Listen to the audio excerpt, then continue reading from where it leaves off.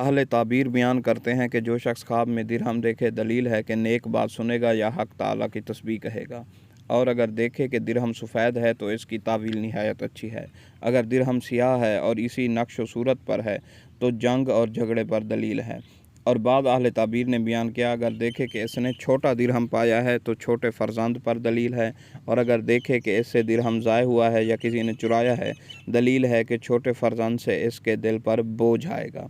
हज़रत इब्राहीम किरमानी रहमतुल्लाह अलैह ने फरमाया कि ख्वाब के अंदर दिरहम हाथ में रखना नेक बात है और टूटा हुआ दिरहम परागंदा बात है, और बहुत से दिरहम माल की दलील है। और अगर देखे कि अपने अयाल में से अपने हाथ से दिरहम तकसीम किए हैं, दलील है कि इनके दरमियान झगड़ा होगा। और अगर देखे कि बहुत से दिरहम घर में रखता है, दलील है कि इस कदर माल पाएगा। हज़रत इमाम जाफ़र सादिक़ रज़ी अल्लाह ताला अन्हु ने फरमाया, ख्वाब में दिरहम 11 वजह पर है।